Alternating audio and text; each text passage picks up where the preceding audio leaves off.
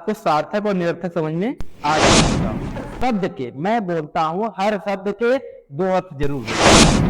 Hello दोस्तों, आपका फिर से बहुत बहुत स्वागत है आपके अपने YouTube चैनल एक केसरी एजुकेशन पर। दोस्तों, मैं आप लोगों के लिए फिर से एक इंटरेस्टिंग वीडियो लेकर के आया हूँ आपके सामने, जो है शब्दों के प्रकार। लेकिन शब्दों के प्रकार तो हमने पढ़ चुका है, सारे प्रकार के बारे में पढ़ चुका है, लेकिन इस वीडियो में हम लोग पढ़ेंगे अर्थ के आधार पर शब्दों के प्रकार।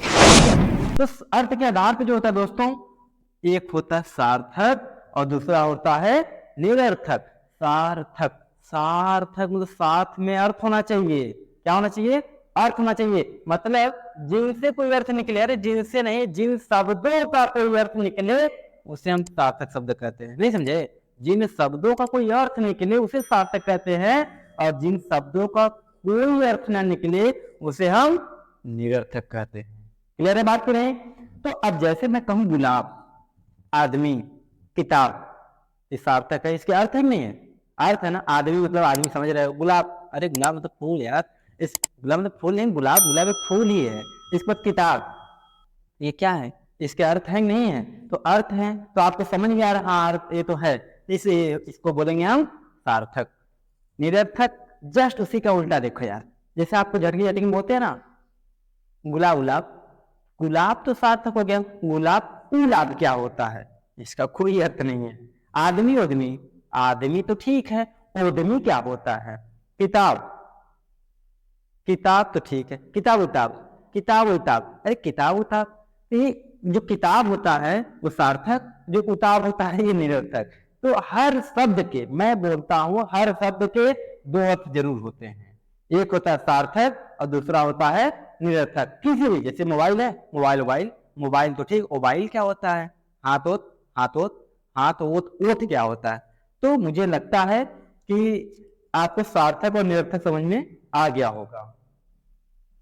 चलिए अब इसके अर्थ के प्रकार के बारे में जानेंगे। जो अर्थ के प्रकार है मेरे प्यारे दोस्तों, एकार्थी, अनेकार्थी, विलोम और पर्यायवाची होता है। एक अर्थी, अरे यार तोड़ दो यार भाई साहब, तोड़ दो एकदम मजा आ जाएगा।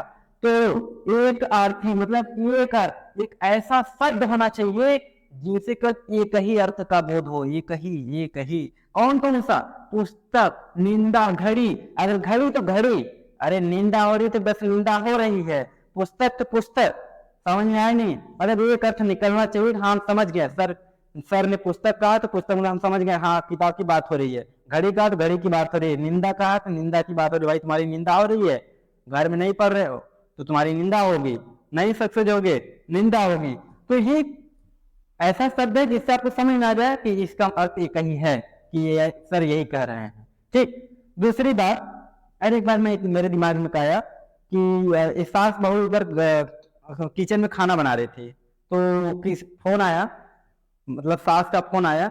तो सास ने कहा कि फोन को काट दो, मतलब बिजी थी। तो क्या कि बहू हाथ में चाकू नहीं थी, अब मोबाइल को क्या कर दी, चाकू से काट दी। तो बाद में कटने के बाद पता चला ये क्या किया तुमने? अरे आप ने तो कहा था मोबाइल काट दो, यानी फोन काट दो। तो उसने कहा यार फोन काटने की बात नहीं, फोन जो कॉल आया तो उसको काटने की बात कर रहे थे। तो यहाँ पे दो अर्थ समझ गए नहीं? यहाँ पे दो बात समझ में आ रही। इसी को बोलते हैं अनेकार्थी। समझ में है नहीं आया? काटने का मतलब उसने जो कॉल काटने की बात की थी, फोन काटने की बात की थी, उसने फोन उसको समझ ही नहीं आया। तो अनेकार्थी मतलब एक से अधिक अर्थ का बोध। जैसे अगर मैं आपसे कहूँ अक्षर, तो अक्षर कहूँ तो आप वर्ड समझते हैं, आत्मा समझते हैं। बड़ी कंफ्यूजन वाली शब्द है ये। अगर मैं कहूँ आपसे कनक, कनक लेके आओ, तो आपसे मैं कहूँगा कनक लेके आओ, तो आप सोचेंगे सर ने कनक कहा था, तो कनक मतलब सोना भी होता है और कनक मतलब धतूरा भी होता है। तो भैया धतूरा लेके आओ सोना, आप खुद कंफ्यूजन में हो। तो जिससे आपको अर्थ तो है लेकिन आपको खुद नहीं पता कि सोना लेके आना है कि धतूरा लेके आना है। क्लियर है नहीं क्लियर है? तो एक ऐसा शब्द जिससे एक से मतलब अधिक अर्थ निकले, जो आपको खुद कंफ्यूजन रहे, है ना? चलिए विलोम शब्द क्या होता है? अरे विलोम का मतलब विपरीत। अब विपरीत का मतलब उल्टा। मैं आपको एक बात यहाँ पे बहुत अच्छी बात बताता हूँ, ध्यान दीजिएगा। अभी बताते हैं क्या बात है वो। विपरीत मतलब होता है उल्टा अर्थ वाले शब्दों को हम क्या कहते हैं? विलोम शब्द कहते हैं। ठीक है? जिसका मतलब सच है तो झूठ है, सफल है तो असफल है, सफल का असफल, सच का झूठ। आप देखिए विलोम शब्द पढ़ लेते हैं कि सच है तो झूठ है और सफल है तो असफल है। मेरे प्यारे दोस्तों, इसका एक बहुत बड़ा जीवन से सीखने को मिलता है कि देखिए, जीवन में उतार है तो चढ़ाव है, गोरा है तो काला है, दिन है तो रात है। ये हम लोग किताबी तौर पे न पढ़े तो बेटर है, इसको हम अपने जीवन से जोड़ करके देखें कि अगर आपके जीवन में डार्कनेस है, ये मान के चलिए कि आपका वो लाइट भी आएगा, वो प्रकाश भी आएगा। अगर आपके जीवन अगर आप सच बोलते थे सुनील जी, कभी कभी आप झूठ भी बोलते थे, जैसे पूरब होता ना, पूरब, अगर आप सफल होते हो तो आप मान के चलो कि सफल कब होगे, आप असफल भी हुए होंगे तभी आप सफल होंगे। तो एक पूरक होता है ना कि ऐसा मत सोचो कि अगर कोई क्लास में सफल है तो असफल नहीं हुआ, असफल भी हुआ होगा। तो जीवन से जोड़ के देखो बेटा, जब भी आप लगता है कि आप परेशानी में हो, दुख में हो, तो हर दुख के बाद सुख, परेशानी के बाद जो होता है आपका सॉल्यूशन, सब कुछ आता है। तो ध्यान रखिए, आप पेशेंस की जरूरत पड़ती है। बिलोंग शब्द ये भी समझ लीजिए, ऊपर आज कभी ऊपर है, आपको घमंड करने की जरूरत नहीं है, नीचे भी आ पाएंगे। जिस तरीके से हम लोग सीढ़ी से ऊपर जाते हैं उसी तरीके से नीचे भी आते हैं, याद रखिएगा, ठीक है। तो बिलोंग शब्द ये सब देखो एग्जाम में बहुत कम, थोड़ा सा क्या है ना कि यहाँ से एग्जाम में क्वेश्चन कम आते।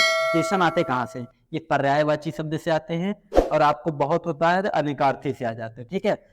पर्यायवाची शब्द क्या होता है, जिनका अर्थ एक समान हो, मतलब शब्द वही रहेंगे लेकिन अर्थ क्या रहेंगे, समान रहेंगे। जैसे आंख है तो आंख को हम नेत्र भी कह सकते हैं, नयन भी कह सकते हैं, लोचन भी कह सकते हैं, चक्षु भी कह सकते हैं। ये जो आपके शब्द दिख रहे हैं आप किसी का भी इस्तेमाल कर सकते हैं। बस फर्क यह होता है कि जो शब्द होते हैं जगह के चेंज करने पे अलग अलग यूज होता है। जैसे मैं मुंबई गया था तो मुंबई में हम लोग क्या बोलते हैं, यहाँ पे प्याज प्याज बोलते हैं, मुंबई में कांदा कांदा बोलते हैं, और क्या बोलते हैं यार, बहुत ऐसे शब्द तो मेरे को तो समझ ही नहीं आया।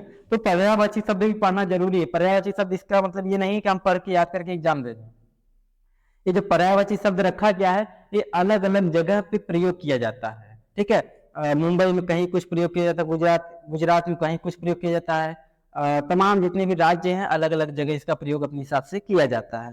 तो आंख का नेत्र, नयन, लोचन, चक्षु होता है। कमल का जलज, सरोज, पंकज, अम्बुज, ये बहुत इंपॉर्टेंट है। ये अम्बुज जो है बहुत इंपॉर्टेंट है, ये एग्जाम में अक्सर आता रहता है। अम्बुज का मतलब होता है कमल। अगर केवल अम्बुज दे दिया जाए, देखिए केवल अगर बेटा केवल अम्बुज दे दिया जाए तब ये किसका पर्यायवाची होगा, तब ये होगा जल का पर्यायवाची। किसका हो जाएगा, जल का। सोचो एक ज के हटने से आपका तुरंत क्या बन गया, जल। तो ये याद रखिए, बहुत इंपॉर्टेंट है। मुझे लगता है समझ आ गया, एक बार फिर से रिवीजन कर देते हैं। देखिए अर्थ के आधार पर जो शब्द होते हैं दो प्रकार के होते हैं, एक सार्थक होता है, दूसरा क्या होता है, निरर्थक। सार्थक जो होता है दोस्तों, ऐसे शब्द जिसका अर्थ हो उसे हम सार्थक शब्द कहते हैं। एक ऐसा शब्द जिसका कोई अर्थ ना उसे क्या कहते हैं, निरर्थक। सार्थक में जैसे हम जानते हैं गुलाब, आदमी, किताब, पेन, मार्कर, मोबाइल, इन सब का कोई अर्थ है। लेकिन अगर वही किताब किताब कहें, मोबाइल मोबाइल कहें, पेन ओन कहें, तो पेन के बाद ओन जब शब्द आता है, मोबाइल को मोबाइल आता है, ये सब मोबाइल ओन ये सब कोई अर्थ नहीं होता, इसको हम बोलते हैं निरर्थक। इसके जो प्रकार की बात करें, एकार्थी होता है, अनेकार्थी होता है, विलोम होता है, पर्यायवाची। एकार्थी का मतलब एक अर्थ हो, अनेकार्थी मतलब बहुत सारे अर्थ हो। और बहुत ये समझो, मैं समझता हूँ इसको कंफ्यूजन समझ लो कि अगर कनक बोलूंगा तो आपको समझ नहीं आएगा कि कनक मतलब सोना होता है कि कनक मतलब क्या, धतूरा होता है, ठीक है। इसी प्रकार विलयन में विपरीत मतलब उल्टा, जिसका अर्थ क्या हो, विपरीत हो, विपरीत निकले। जैसे सच तो झूठ, सफल असफल, दिन रात, इस तरीके से आपका विलोम शब्द होता है। पर्यायवाची क्या होता है, जिनका अर्थ एक समान। कैसा शब्द, वही रहेंगे, बस अर्थ क्या रहेंगे, समान रहेंगे। शब्द वही है, आंख वही शब्द है, नेत्र वही है, नयन वही है, लोचन वही है, चक्षु वही, सब बात वही हो रहा है, बस फर्क आंख तो आंख, नेत्र तो नेत्र, सारा चीज मिलता जुलता एक समान है। कमल को हम जल भी कह सकते हैं, सरोज भी कह सकते हैं, पंकज भी कह सकते हैं, अम्बुज भी कह सकते हैं, ठीक है। अगर अम्बु कहेंगे तो ये हो जाएगा आपका जल हो जाएगा, ये याद रखिएगा। मुझे लगता है कि आपको शब्द में जो है अर्थ के आधार पर पूरी तरीके से आ गया। अब नेक्स्ट पढ़ेंगे हम लोग क्या, नेक्स्ट पढ़ेंगे रचना के आधार पर शब्दों के प्रकार। बेटा मैंने आपको इसके पहले वीडियो में जो बताया था अरूबी, क्या बताया था, अरूबी, फिर से एक बार मैं आपको इसमें रिवीजन कर देता हूं। जो शब्दों के प्रकार होते हैं वो चार, एक होता है अर्थ के आधार पर, र से होता है रचना के आधार पे, जो उ की मात्रा होता है उत्पत्ति के आधार पे, और वी का होता है मतलब विकार के आधार पे। ये चार प्रकार आपको शब्द में प्रकार में पढ़ना है। तो अभी हम लोगों ने क्या पढ़ा है, अर्थ के आधार पर। अगले वीडियो में हम लोग किसके बारे में पढ़ेंगे, रचना के आधार पर, फिर उसके बाद उत्पत्ति के आधार पर, फिर विकार के आधार पर, है ना, ट्रिक के साथ। तो आप ऐसे वीडियो पाने के लिए आप हमारे चैनल को पहले सब्सक्राइब करिए, और अभी इसके पहले जितने भी वीडियोस पढ़े हैं आप जाकर के डिस्क्रिप्शन बॉक्स में जाइएगा, वहां पे प्लेलिस्ट का आपको लिंक भी मिल जाएगा और सारे पिछला वीडियो का भी लिंक मिल जाएगा, आप जाकर के देखिए, बिल्कुल फ्री में दोस्तों, ₹1 नहीं लगना है। और ऐसे ये सब क्लासेस जो है ना फ्री में पढ़ेंगे, कोई दिक्कत, कोई पैसे देने की जरूरत नहीं है। फिलहाल वीडियो में इतना ही, तब तक के लिए जय हिंद, जय भारत।